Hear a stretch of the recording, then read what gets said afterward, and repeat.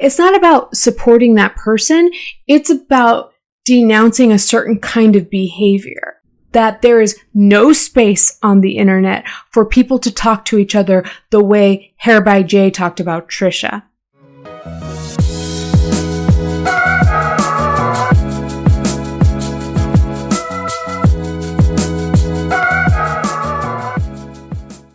Hey there. I'm wearing hard pants, so you know that I am physically uncomfortable. However, I am wearing different glasses. Thought I'd have a little fun today. And for what it's worth, coming up here soon, I've got a few pairs of glasses coming in the mail from a company I've never tried before, so we'll probably have a try on, but that should be coming in a few videos. So if you're a glasses freaks like me, maybe look out for that. So, over the past year or so, I have started to develop this idea that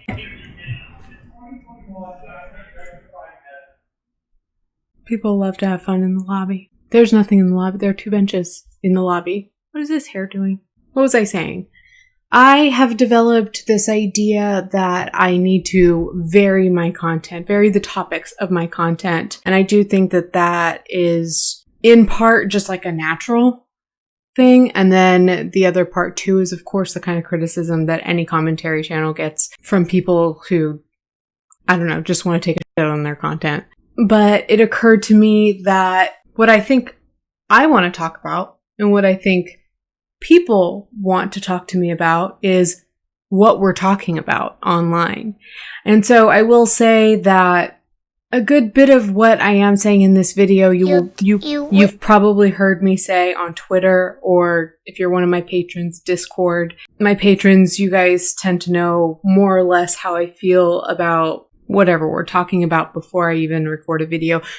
So thank you to you guys for actually taking the time to watch these videos when you already know what I think.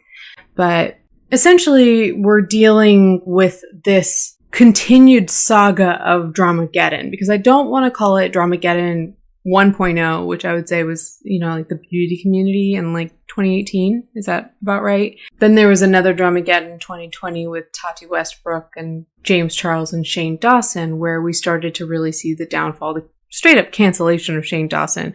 I don't know. It's really difficult because I would love to see a more overt cancellation of Jeffree Star, but I think he's so much a villain in the public eye that how do you cancel somebody that's already so widely hated? So I don't know that I'm going to talk much about Jeffree Star in this video, but you wait for future videos. So maybe this is a Dramageddon 3. Maybe this is a continuation of Dramageddon 2. Who cares, right? Who cares? It's another Dramageddon, and an interesting one because we saw a massive and beloved creator get canceled in 2020. And now, I think right as the internet was starting to talk about that creator's slow comeback to the internet, we're seeing that creator double canceled. So I'll just say here at the onset, Shane Dawson, I don't think you're going to recover from this one. I think you should take your fuck you money and live your best life in private with Ryland. Do you really need to be working? I think you should be working on your personal life, honestly. As we're seeing Shane lose the friends that were, in my opinion, or from what I saw, or from what I perceived, good friends, good people. Andrew Sawicki, Garrett Watts, Drew Monson. We're seeing a lot of separation. In fact, I think a couple of those people might have actually publicly disavowed Shane. We see that Shane's friends have alienated Trisha Paytas to the point that she has disavowed him. And I'm not going to say Trisha Paytas is this perfect angel that everybody likes, but I think most people agree that she was a very, very good and loyal friend to Shane, and now he's lost her. And what's interesting too is to see Trisha Paytas actually making progress in life and moving on to other friend groups that are healthy and stable. And meanwhile, Shane Dawson is caught up with a group of people that maybe on paper, literally if we're talking about paper, if we're just talking about money, it seems like that's all they've got going for them, because the rest of it is not friendship. In fact, we've seen evidence that these people are not even friends to each other. We've heard about how Jeffree has brushed off Shane to Oscar Wilde. I don't know who that is. At least not the 2021 version of Oscar Wilde. But we did hear about how Jeffree rolled his eyes and shrugged off Shane when Shane was really kind of melting down over the Tati situation, right? So Shane is being double canceled and getting further entrenched in this friend group that is filled with people who are not friends to each other. This is not how friends act. And we know that. This is nothing new to you guys. And I feel like we are probably going to be talking about this for a little while longer because things just keep coming up every single day. And frankly, I can't keep up with it. And you guys have heard me say it before, I'm not going to be the channel to come to get your reporting on all of this drama. It's happening so fast. And like I said, something new is coming up every day. So I will say this is just kind of my thoughts on this as of Sunday morning, the 23rd. I will say, I do think that the sympathy for Trisha Paytas is probably going to start dying down a little bit just because we gave so much of it to her. And she is not one of those beloved creators that I think people would go on supporting and praising and uplifting for a long period of time. It's an opinion. It doesn't say anything about my preference either way. It doesn't say anything about whether I think this is right or wrong. I just think that's probably where we're headed with this. But there were a couple of things that came up that made me feel a certain type of way. Though I don't know that I have a ton more to bring to the conversation, so I'll probably kind of breeze through that stuff. Of course, we all know that Ryland went on his podcast, maybe even 2 episodes of this. Ryland went on his podcast, The Sip, and addressed the Trisha stuff. And in terms of how the public received it, he did a really shitty job. He basically said more or less, oh, I wish Trisha had come to us and told me exactly how she was feeling so that I could have been a better friend to her and support her. Really kind of flipping this back on Trisha and making this Trisha's fault for not coming to Ryland specifically. But we know that Trisha has gone to Shane, and being that Ryland is Shane's future husband, or I don't know if they're officially married right now or what, but Ryland, you're an extension of Shane at this point, so I don't know if Trisha approached both of you or just Shane specifically, but the point is that Trisha went to that party and said, hey, your friend is being mean to me.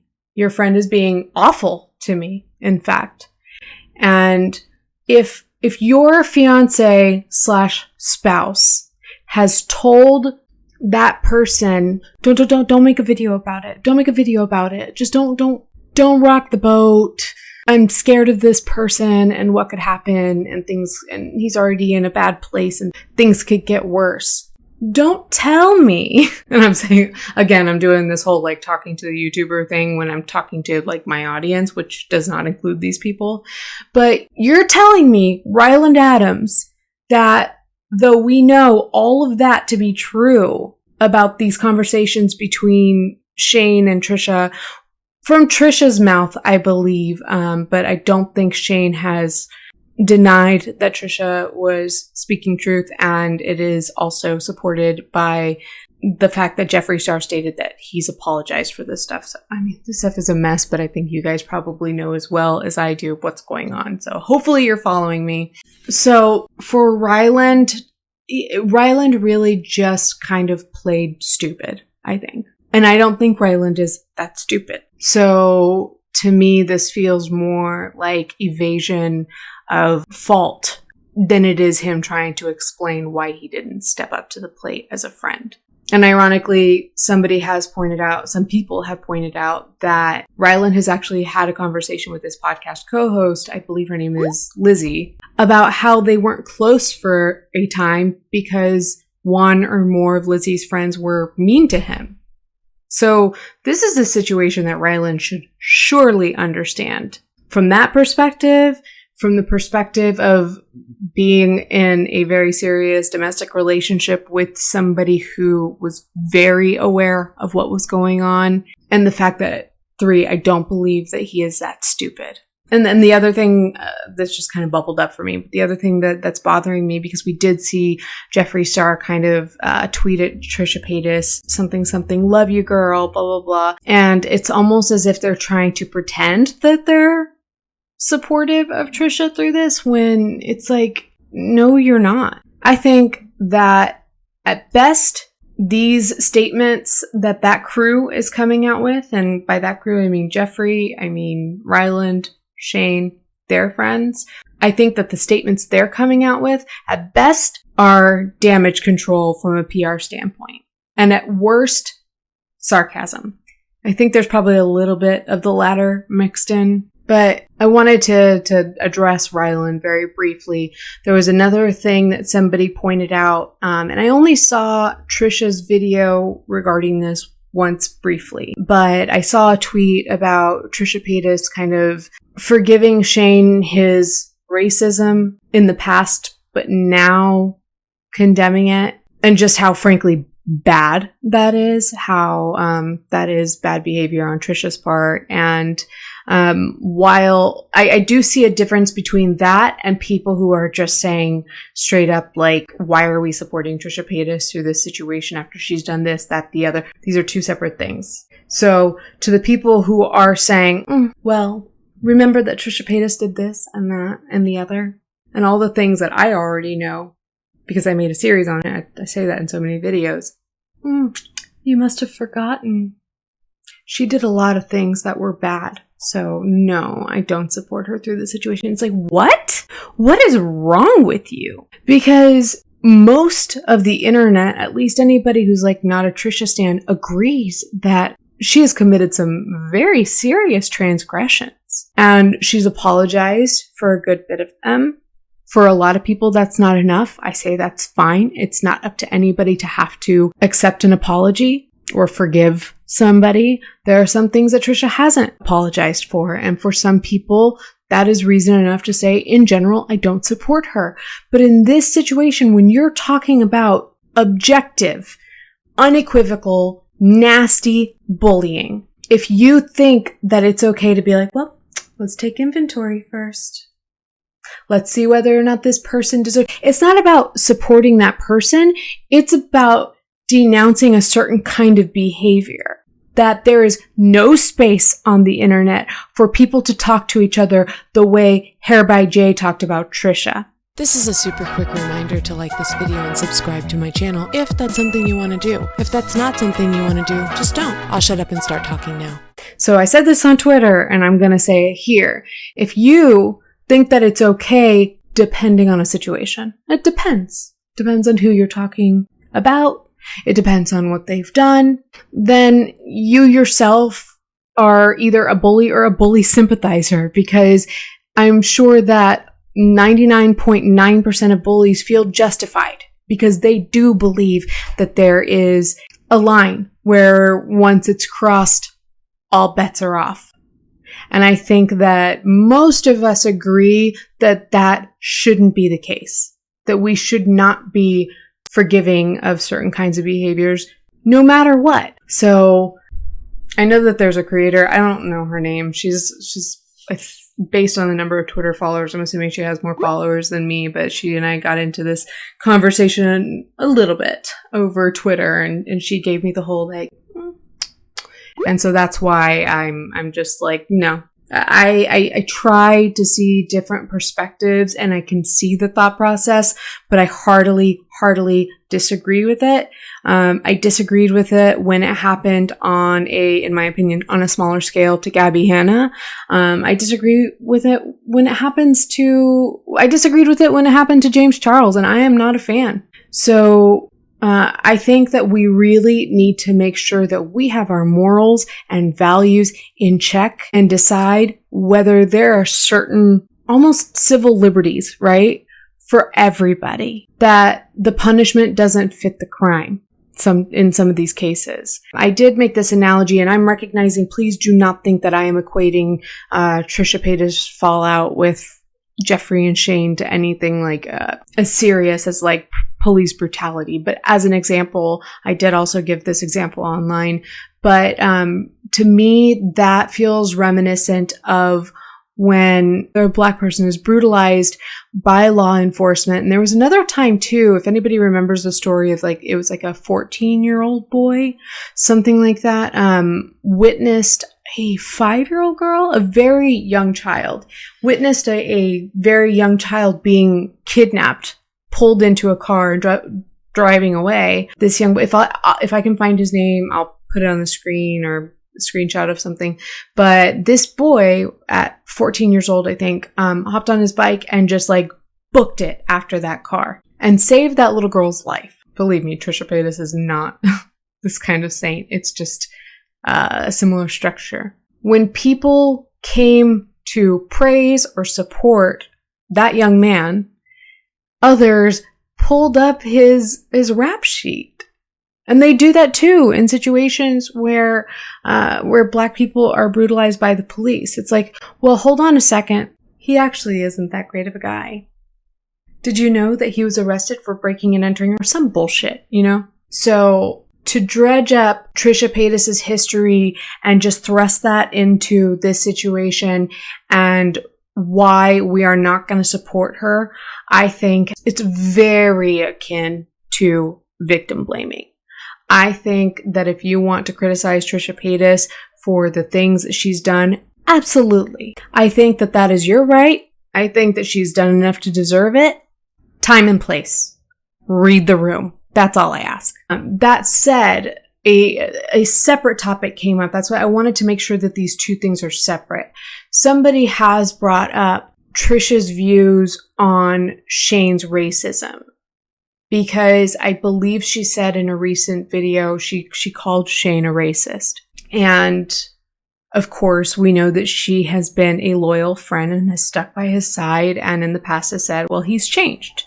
He's not that person anymore. And I'm staying by his side, essentially, not verbatim. So now the question is, were you aware that he was a racist, or did you believe that he was a racist these past 12 years that you've been friends? Or are you saying this now because now you're questioning everything about your friendship? I think, honestly, either of those could be very plausible. And there's also a third possibility that perhaps Trisha recognized Shane's racist past and was very disapproving of it and talked to him about that in private. But the point is, I do think that it is probably Trisha's place to clarify for us. Is this something that you've thought of Shane all along, or is this just something that you're just now seeing? Are you just now seeing what the rest of the world has already seen? And I think that we need to give her the space to give us that answer, just because a lot of us have been in a similar situation, at least when it comes to like when romantic relationships end, right?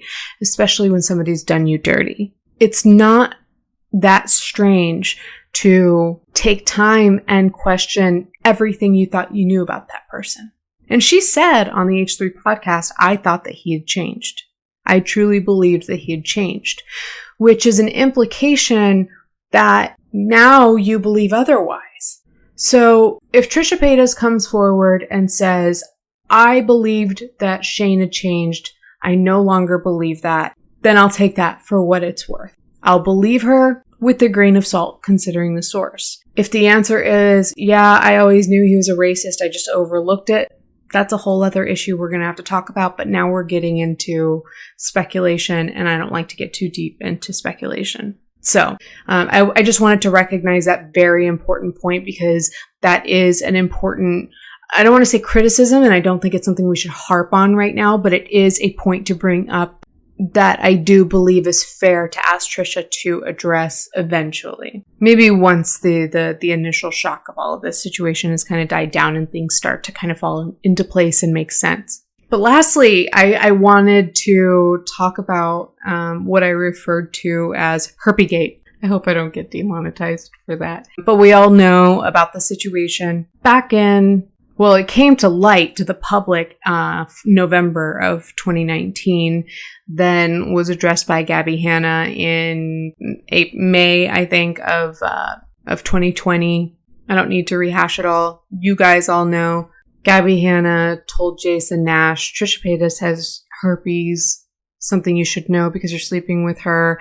And Gabbie told her audience that she got this information from a very reputable source, somebody she had no reason not to believe. And I did, when I brought this up into a conversation in a group conversation, I've heard some people say, like, there's no source. Gabbie made up that lie. I genuinely did not believe that. I did believe that somebody probably told Gabbie Hanna that.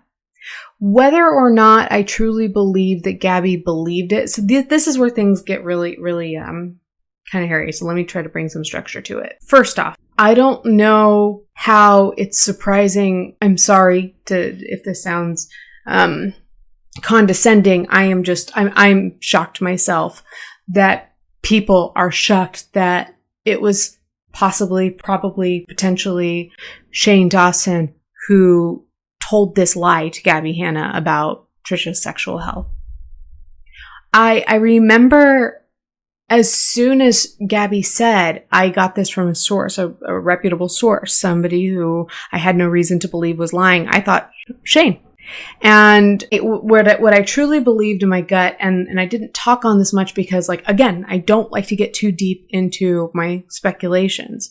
And if I do, I want to make sure that I put all kinds of disclaimers on it and let you guys know this is a speculation. But what I imagined in that situation was that Gabbie Hanna and Shane Dawson were probably talking shit on Trisha Paytas in private while hanging out. I imagined that Shane probably made some sort of offhanded joke about Trisha Paytas' sexual health. The other option, if we were to assume that this lie did come from Shane Dawson, is just that Shane said it as if it was truth. I don't know why he would do that. I just based on how we've seen him talk before, the way that he's made jokes about Eugenia Cooney and her body, the way that he, one thing that came to mind was like how he joked about Tana in a video with Ryland where Tana was the butt of the joke. I'm going to show that here. Wait, it kind of looks like Tana. It does, yeah. Wait, what's like a mixture of Tana? Whoa, and you can even see her tracks in the back. Look at. Wait, hold on. Watch her apologize for something. Guys, okay. First of all, did not mean to say the N-word 500 times. It was an accident. Look at her. Oh, it looks like she's barfing. Bella! Fucking leave me alone! You did this to me!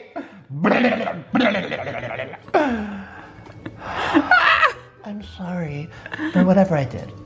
I don't remember. You know I like puppets. Wait, no, I didn't. Oh, puppets are everything. I want to do really gross things with it. I don't necessarily think that was bad. It all depends on whether or not Tana was bothered by it. She probably wasn't. She hung out with them after that. But that shows me the kind of tone that Shane will take in talking about his friends. And that he will be catty, sarcastic, and snarky and think that it's all just funny. And when you do that, it's easy to introduce some sort of a lie and to assume that everybody knows that it's a joke because also, by the way, Shane Dawson has made jokes before and people have questioned whether or not those jokes were jokes. And to him, it's like, no, obviously this was a joke. I didn't do that with my cat. Obviously, I don't think that about kids. And like, while I mostly believe him in those situations, even though overall I still disagreed with all of his behavior online. I believe that is kind of how he operates. And so I could absolutely see him talking to Gabbie Hanna and making some sort of joke and being like, that's Trisha. She's just running around LA spreading the herp, or something like that. And Gabbie Hanna, being who she is, either taking that as the God's honest truth or twisting that in a situation when she didn't like Trisha Paytas and just pretended. It's like, well, I got this information. Perhaps she knew that it was a joke, pretended that she didn't know. I don't know which way I lean on that. Again, because it's all speculation and I don't have anything more to lean on. I'm leaning more towards the former because, like I said, I still continue to believe that Gabbie Hanna usually is not meaning to lie. But I also have known Gabbie Hanna to be somebody who will be vindictive if she feels justified. I want to return to what I said about bullies feeling justified for a second before moving forward. If you think that it's okay depending on a situation, it depends. Depends on who you're talking about. It depends on what they've done. Then you yourself are either a bully or a bully sympathizer, because I'm sure that 99.9% of bullies feel justified because they do believe that there is a line where once it's crossed, all bets are off. Okay, so if it is true that Shane Dawson was the one who perpetuated this lie, he either said it as an offhanded joke or he said it as fact, just lying. And then we have this other variable. Gabbie Hanna either took that as gospel and took it very seriously, and then thus didn't know what to do when her friend started dating Trisha, whatever. Or Gabbie, full well knowing that that was not true, that it was just a joke or whatever, still decided to move forward in trying to sabotage something good that was starting for someone that she didn't like. Keep in mind, those are a lot of variables, but I think those are the possibilities in terms of how that lie came to be and how it came kind of full circle and ended up hurting Trisha Paytas. That was another example of, this shouldn't have happened to Trisha Paytas. It doesn't matter if it's Trisha Paytas or anyone else. Shouldn't have happened. And here we are again. We're at it again. So I'm not surprised that it's Shane. Not in the least. It was the one possibility that I saw as a strong probability. I will go ahead and shout out my friend Jess at That Sajak. She's got a fantastic channel that is growing and is going to bypass mine this year for sure. Because we're friends, we have a lot of these same conversations. She watches my videos. We've talked about this for about a year now. Actually, tomorrow's my anniversary, so we've been talking about this for a year now. But we did say back in May, and I'll show the clip here. She also says she doesn't know if this was the right thing to do or the wrong thing to do, and she still doesn't know. And I think I know why there is that dissonance. Which one was the right thing to do is because it was never your information to give. And the means by which you received this information, those means were dirty. I have a really hard time believing that you came by this information by one of Trisha's friends, and that, especially knowing that it's a lie, I have a really hard time believing that that wasn't a moment of gossip, that wasn't a moment of shit talking behind Trisha's back between you and a mutual friend. You should have had this conversation with that friend a long time ago about, one, whether or not this is true, and two, whether or not it was that friend's place to say anything in the first place. And you haven't addressed that. Sure, you don't have to tell us which friend it was, but why don't you tell us whether or not you took this up with that friend, whether or not you addressed perhaps how bad this friend made you look because you ended up spreading lies? What is the status between you and that friend? Have you asked this friend to talk to Trisha about this lie they're spreading? I want to know more about what's the deal with this friend that told you this lie that led you to be concerned about your friend. That's not a real friend, and by proxy, you are extending behavior that is not that of a real friend. And I think you know better, and I think you knew that you were shit-talking Trisha when you got that information, and that is why you're so conflicted as to what the right thing to do was.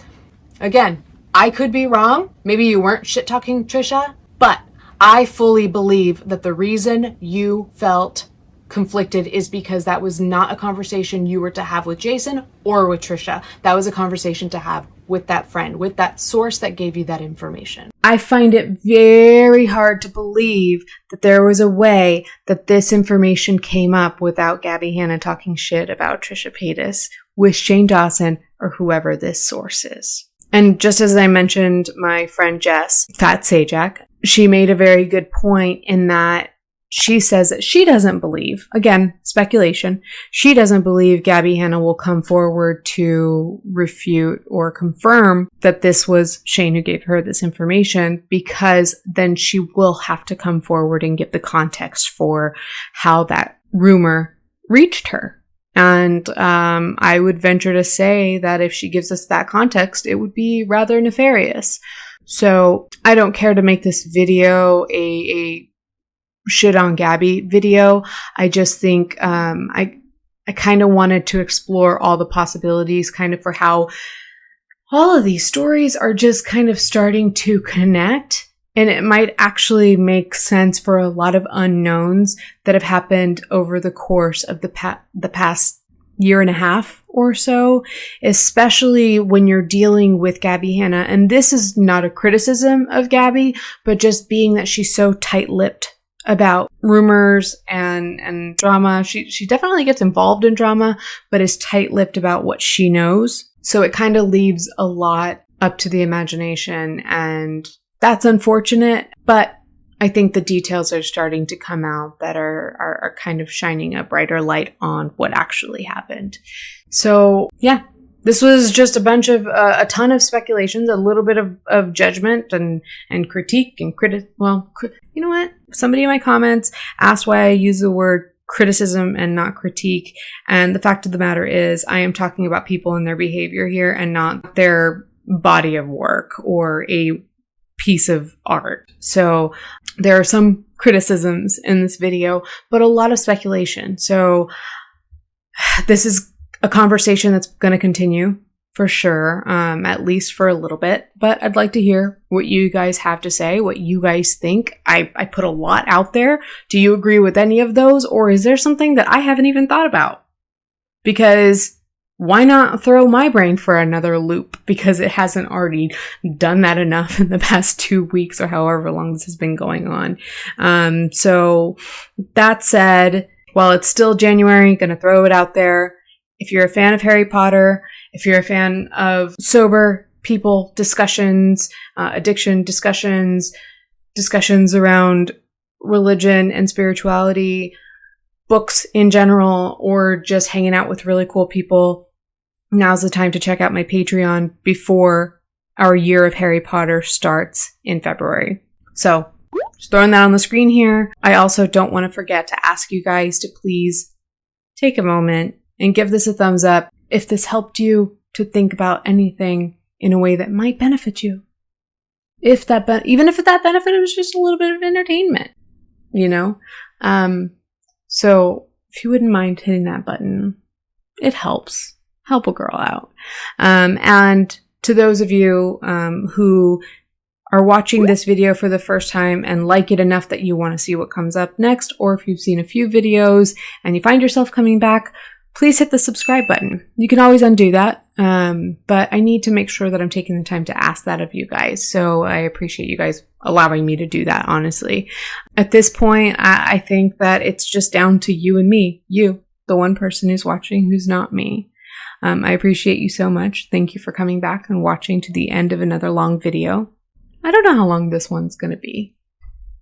I've been filming for like half my usual time. So like maybe this will be like a short video. Maybe we'll get these more often. We'll see what happens this week. I'm going to try to get this up as fast as possible. So to you, who I was just talking to, I love you very much, and you'll see me in the next one. Okay, bye.